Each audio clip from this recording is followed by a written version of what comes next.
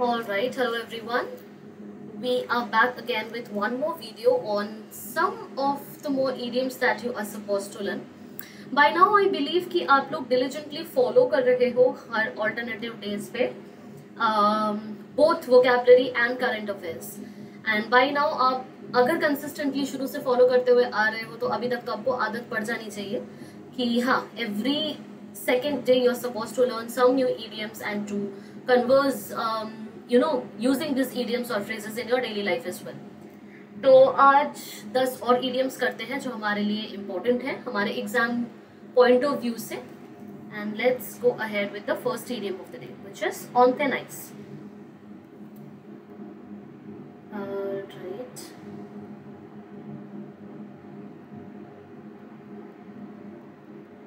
Okay, this is something that we had already done, right?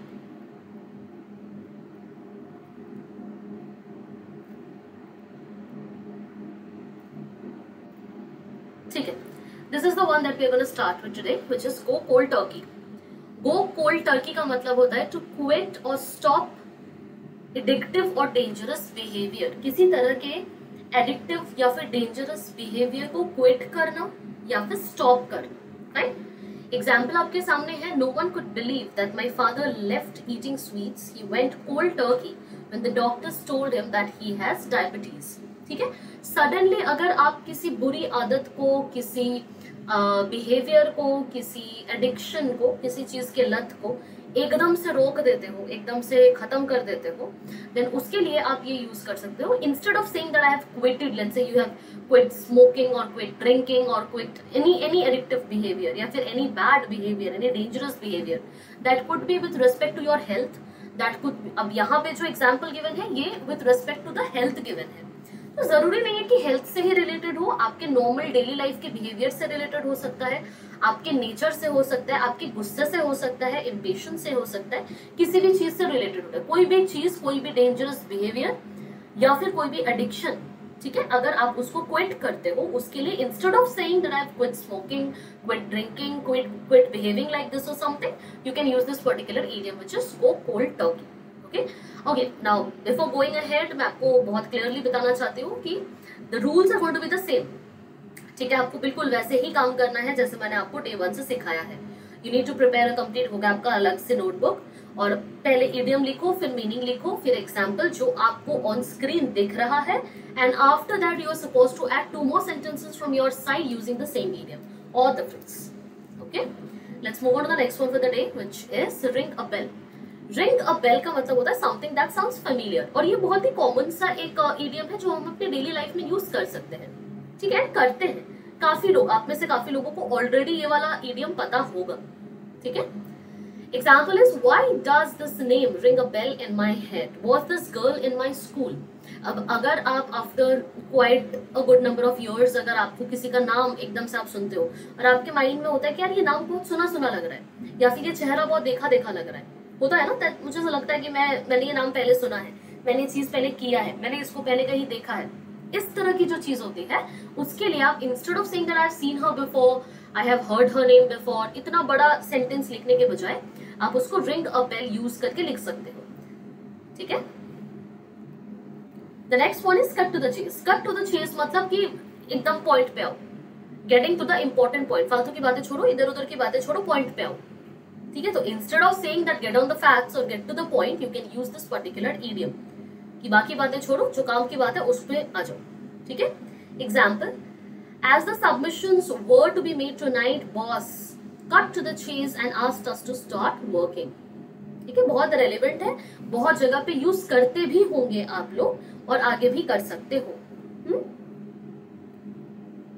The next one is blow off steam. Blow off steam का मतलब होता है experiencing strong feelings like anger या stress. ठीक है. अगर आपको बहुत किसी चीज पे गुस्सा आ रहा है या आप फ्रस्ट्रेटेड हो, स्ट्रेस्ड हो किसी चीज को लेके, तो उसके लिए instead of using the regular sentences कि I am very frustrated, I am very angry, I am very stressed out और समथिंग, आप इस पर्टिकुलर इडियम का इस्तेमाल कर सकते हो, which is blow off steam. ठीक है. Example is Shaina went running to blow off steam as she had a huge fight with her mother. ठीक है। तो शाइना को बहुत गुस्सा आ रहा था, बहुत एंगर में थी, बहुत स्ट्रेस में थी जब उसकी मम्मी से लड़ाई हो गई। ठीक है। So whenever you are facing any kind of rage inside you, उसके लिए आप इस पर्टिकुलर इडियम का इस्तेमाल कर सकते हैं। अगला वाला is face the music. Face the music का मतलब है फेस द रियलिटी या फिर किसी तरह का रियलिटी चेक देना। Okay. Example is Shikha asked her husband to not run away from the problem and just face the music once. face the music करना मतलब किसी भी चीज को on ground face करना, reality के सामने आना। ठीक है, भागना नहीं किसी चीज से, उसी को कहा जाता है face the reality, face the music और face the reality. Next idiom for the day would be to have sticky fingers. To have sticky fingers का मतलब होता है thief, मतलब कुछ चुराया हुआ, कुछ तो किसी ने चुराया हुआ है। अगर ऐसा कुछ है that there is some kind of theft or something, that means to have sticky fingers. Instead of saying that you stole something or you had been stealing something or you are stealing something, you can say this particular idiom that you have sticky fingers. Okay. Example is the cashier had a sticky finger. He stole around $2,000 and ran away from the bank. ठीक है। तो instead of saying कि he is a thief या फिर he had stolen something और इस तरह का कुछ, आप इसको ऐसे बोल सकते हो he had sticky fingers। ठीक है, मतलब इसने कुछ चुराया है या ये कुछ चुराने वाला है या ये कुछ चुरा चुका है।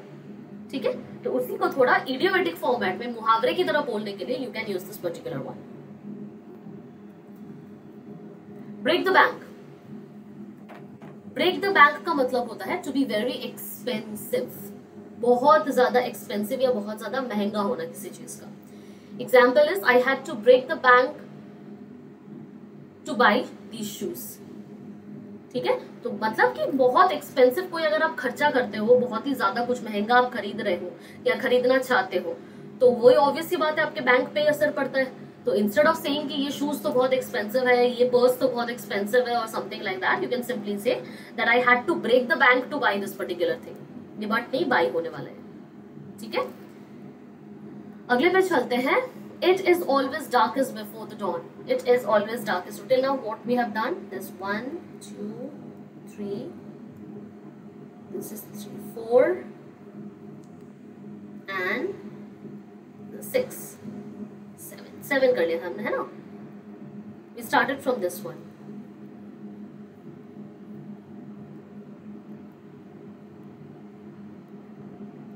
ठीक है, this is the 8th one of the day, which is it is always darkest before the dawn. It is always darkest before the dawn का मतलब होता है things will get better. वो कहते हैं ना कि हर रात की सुबह आती है, वही सुबह आने वाली उसी चीज को अगर आप एक इडियोमेटिक फॉर्मेट में कहोगे तो वो कुछ इस तरह से लिखा जाएगा, it is always darkest before the dawn. ठीक है, things will eventually get better. Time के साथ चीजें ठीक हो जाएंगी। ठीक है, example is I know you have gone through the worst but remember it is always darkest before the dawn. ठीक है, डॉन का मतलब आपको पता होगा, DAWN, डॉन का मतलब होता है मॉर्निंग। ठीक है, जो भोर होता है, सुबह से पहले वाला, जो जस्ट पहले वाला टाइम होता है, अर्ली मॉर्निंग जो होता है उसको आप डॉन कहते हो, एंड इवेंचुअली उसका अपोजिट होता है डस्क। डॉन से पहले सबसे ज्यादा अंधेरा होता है, सबसे ज्यादा डार्क होता है। दैट मीन्स कि इवेंचुअली अभी सुबह आने वाली है, मतलब if something bad is happening in your life, something good will also follow. ठीक है, this is the 9th one of the day, which is jump the gun. Jump the gun का मतलब होता है to act on something promptly before the right time. Spontaneously किसी चीज पे act करना, स्पॉन्टेनियसली कोई एक्शन ले लेना राइट टाइम आने से पहले। Right, example is I think I jumped the gun by sending the email before they tell the time. ठीक है, टाइम से पहले, राइट टाइम से पहले या सही या स्केड्यूल टाइम से पहले अगर आप कोई काम करते हो या कोई डिसीजन लेते हो या कोई भी एक्शन लेते हो, उसके लिए you use jump the gun. Okay, and the last one for the day would be wear your heart on your sleeve. Very very very famous idiom, बहुत ही फेमस इडियम है और बहुत प्यारा भी है। I mean, बहुत अच्छा है। आप इसको मोस्ट ऑफ द टाइम्स अपने इमोशंस एक्सप्रेस करने के लिए यूज कर सकते हो। Wear your heart on your sleeves. ठीक है, expressing your self to openly, खुद को बहुत ज्यादा एक्सप्रेस कर देना। ठीक है, example she wears her heart on her sleeve and often gets hurt. ठीक है, मतलब बहुत ज्यादा ओपन अप हो जाती है, बहुत ज्यादा एक्सप्रेस कर देती है एंड शी गेट्स हर्ट। ठीक है, so you should never wear your heart on your sleeve. That is the teaching और learning for the day. Okay, never do that. Fine. तो ये हमारे आज के 10 इडियम्स है एंड आई होप इसमें से कुछ आप ऑलरेडी कर चुके हो, कुछ आपके लिए न्यू होगा. What I would expect from you is कि इसके साथ साथ 2 सेंटेंसेस आप अपने साथ साथ लिखते जाओ एंड आगे की जो भी कॉन्वर्सेशंस होंगे उसमें आप इसको यूज करो, बहुत ज्यादा यूज करो कि हाँ भाई आपको एकदम रट जाए. तो अलग से आपको रटना ना पड़े, आप अपने कॉन्वर्सेशंस के थ्रू ही इसको लर्न कर लो.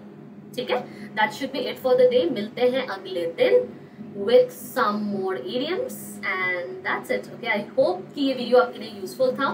नेक्स्ट टाइम लर्न करते हैं कुछ और idioms. Okay, and yeah, that's it. Bye bye.